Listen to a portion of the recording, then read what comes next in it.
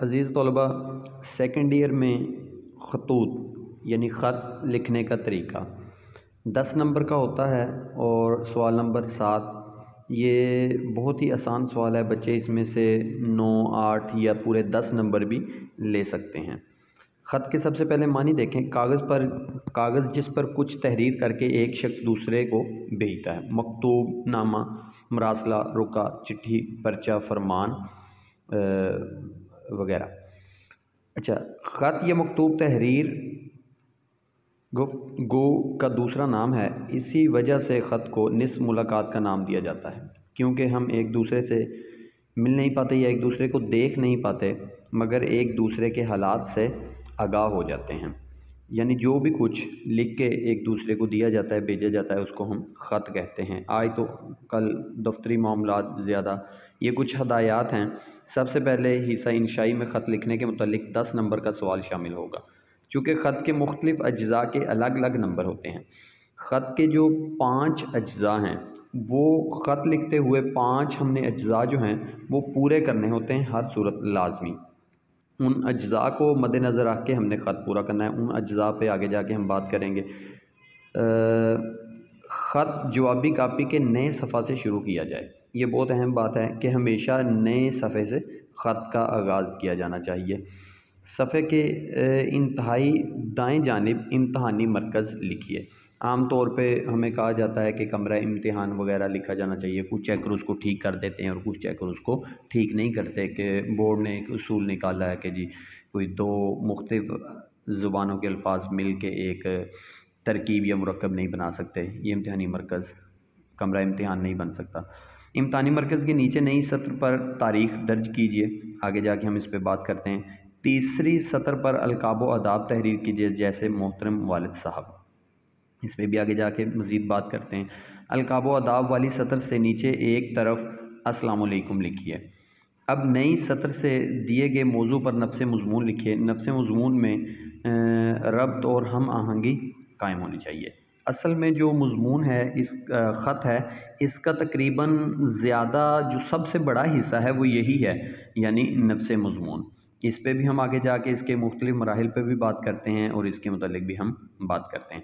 ख़त लिखना नहायत आसान है, ज़्यादा लंबा चौड़ा भी नहीं होता। सेकंड ईयर में हम तकरीबन 1.5 से 2 सफ़हात बच्चों को कहते हैं, 2 सफ़हात तकरीबन। नीचे रेड में लिखा हुआ ख़त लिखने में 15 मिनट से ज़ायद वक्त सर्फ ना किया जाए। इस्तेमाल की 15 मिनट तकरीबन हम ख़त के लिए टाइम देते हैं।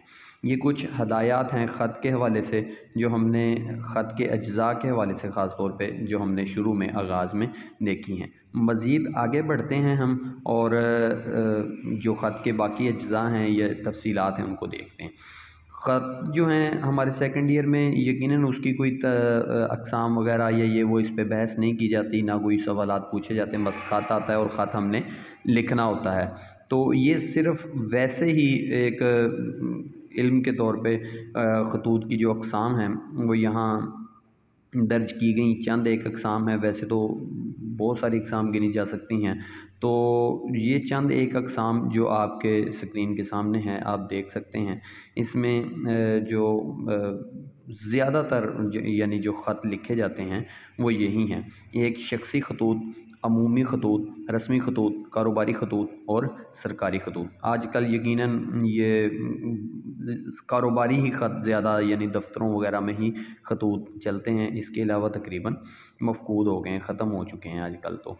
अच्छा जी, ख़त का खाका और नंबरों की तकसीम देखें। सबसे पहले इम्तिहानी मरकज़ 1 नंबर, फिर तारीख़ 1 नंबर, मोहतरम वालिद साहब अलकाब व आदाब यानी 1 नंबर, अस्सलाम वालेकुम का 1 नंबर, नफ्स मज़मून के 5 नंबर और नीचे वस्सलाम और आपका बेटा उसका फिर 1 नंबर होगा। यानी ये टोटल 10 नंबर हैं।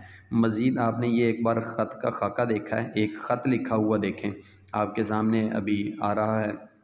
ये ख़त में हवाला दिया गया है, यानी ख़त में आपको हवाला देना ज़रूरी है। अस्सलाम वालेकुम देखें, अस्सलाम वालेकुम लिखे का तरीका देखें और ये लिखा किस जगह पे है, किस तरह से लिखा हुआ है, उसके आगे अलामत कौन सी है, इसको भी देखें। बाज़ लोग कहते हैं ख़त के आगे नदाई की अलामत नहीं बल्कि राब्ता की अलामत आनी चाहिए। यकीनन राब्ता की अलामत भी हो सकती है, कोई अलामत भी ना लगाएं, ये भी चल सकता है, लेकिन बोर्ड जो है वो नदाइया ही की अलामत इस्तेमाल करता है। ऊपर इम्तिहानी मरकज़ तारीख़ और प्यारे चचा जान, ये एक स्केच है, देख सकते हैं। अब आ जाएं इस ख़त के खाका पे दोबारा से हम बात करते हैं। सबसे पहले इम्तहानी मरकज़ लिखा जाएगा, 1 नंबर होगा, कोई कोमा नहीं है, कोई फुल स्टॉप नहीं, कोई कुछ भी नहीं है। ये आपके स्क्रीन के सामने लिखा हुआ है, आप देख भी सकते हैं। फिर उसके सामने नीचे बिल्कुल उसी तरह 7 जनवरी यानी कोई भी तारीख़ आप लिख सकते हैं। तारीख़ लिखना ज़रूरी नहीं है कि उसी दिन की हो, कोई भी आप लिख सकते हैं, दोनों का 1-1 नंबर होगा। फिर मोहतरम वालिद साहब अलकाब अदाब यानी ख़त में जिसको आपने मुखातिब करना है वो आपने लिखना है। अगर वालिद, चचा, भाई, दोस्त, ये वो, इनके अलावा अखबार के मुदीर या एडिटर को आ जाता है तो फिर आप लिखें मोहतरम एडिटर साहब, और उसके आगे ब्रैकेट में उसकी अखबार का नाम भी लिखेंगे, जैसे रोज़नामा नवाई वक्त, ये लिखना लाजमी होगा। फिर नीचे नफ्से मज़मून और आपका बेटा के ऊपर एक छोटी सी गलती के वस्सलाम जो है वो लिखना ज़रूरी होता है, वस्सलाम लिखें और फिर नीचे अली बे जीम लिखें। नफ्से मज़मून के 3 मराहिल होते हैं, आगाज़ या तमहीद, उम्मीद है कि आप खैरियत से होंगे, इस तरह की एक आध लाइन। फिर असल मुद्दा यानी जिस मौजू पे आपने उन्वान पे ख़त लिखना है। आखिर पे इख्तिताम कि घर में सबको सलाम। अब हम बात करते हैं थोड़ी सी जो ख़त के अज्ज़ा हैं उनके ऊपर, पीछे हमने थोड़ा सा उनको तफसीलन देखा है। अब ख़त के अज्ज़ा हैं कौन कौन से, ये भी थोड़ा सा दोबारा हम तफसील देखते हैं ताकि आपको ख़त लिखना जो है अच्छी तरह से आ जाए और इसकी आपको समझ आ जाए। सबसे पहले जो ख़त का जुज़ है वो है पेशानी। पेशानी में 2 चीज़ें होती हैं। नंबर 1 पता यानी वो एड्रेस, यहाँ पे बैठ के आप ख़त लिख रहे हैं। चूँकि हमने पेपर में बैठ लिखना है इसलिए हम पते में इम्तहानी मरकज़ लिख देते हैं। फिर पेशानी में दूसरा जो है वो है तारीख़ हम लिख देते हैं। फिर उसके बाद अगला जो है वो अलकाब है, फिर आदाब है। अलकाब और आदाब दोनों का 1-1 नंबर है, यानी 4 और 4 नंबर हो गए। फिर ख़त का क्या कहते हैं नफ्से मज़मून है, नफ्से मज़मून के 3, जिस तरह मैंने पहले भी बताया कि 3 उसके हिस्से हैं, आगाज़, असल मुद्दाए और इख्तितामी कलमात। आगाज़ में खैरियत पूछी जाती है, आखिर पे दुआया कलमात बोले जाते हैं। ख़ात्मा जो लिखा भी हुआ है आपकी स्क्रीन पे नज़र आ रहा है। और असल मुद्दा या मज़मून, इख्तितामी कलमात। तो ये ख़त के जुज़ हैं जो आपके सामने हैं, पेशानी, अलकाब, आदाब, नफ्से मज़मून और ख़ात्मा, 5 उसके जुज़ हैं जो आपसे डिस्कस किए। एक बार फिर ख़त का स्केच देखें। यहाँ छोटी सी गलती मैं फिर दोहरा रहा हूँ कि आपका बेटा जहाँ पे लिखा हुआ है इसके ऊपर वस्सलाम का लफ्ज़ लिखा जाना था, वो लिखना मिस हो गया थोड़ा सा, तो उसको आप देख सकते हैं। ये ख़त के कुछ अज्ज़ात है। अब इनको आप ख़त की शक्ल में देखें। इम्तहानी मरकज़, तारीख़, प्यारे चचा जान अस्सलाम वालेकुम, 4 चीज़ें मार्कर से साफ़ और वाज़े करके लिखी गई हैं, चारों का 1-1 नंबर है। फिर तहरीर लिखी गई है, उसके अंदर हवाले दिए गए हैं, उसके 5 नंबर हैं। आखिर पे आप देखें आपकी स्क्रीन वस्सलाम आपका भतीजा, अगर आप ये दोनों चीज़ें इसी तरह लिखेंगे तो इसका 1 नंबर है, यानी 10 नंबर पूरे हो जाते हैं। बच्चे के लिए ख़त में पूरे नंबर लेना कुछ मुश्किल नहीं है कि हम कहें कि ये बच्चा ख़त में पूरे नंबर नहीं ले सका। ये ख़त का स्केच एक बार फिर आपके सामने है, ज़रा दोबारा से देखें मार्कर से किस तरह चीज़ें लिखी गई हैं, कहाँ पे लिखी हैं, कैसे लिखी हुई हैं, उनका तरीक़ाकार क्या है। तारीख़, इम्तहानी मरकज़ और जिसको हमने मुखातिब करना है वो, और अस्सलाम वालेकुम। अस्सलाम वालेकुम लिखने का तरीका पीछे भी हम देख आए हैं, रेड में लिखा हुआ था। और ये भी देखें कि अस्सलामु अलैकुम, दरमियान में वाव नहीं आएगा। अक्सर बच्चे दरमियान में वाव लगा देते हैं, 1 नंबर उसका कट जाता है। और अस्सलामु अलैकुम यानी बोलने में अस्सलामु अलैकुम जबकि लिखने में अस्सलामु अलैकुम आएगा, लिखा हुआ देखें।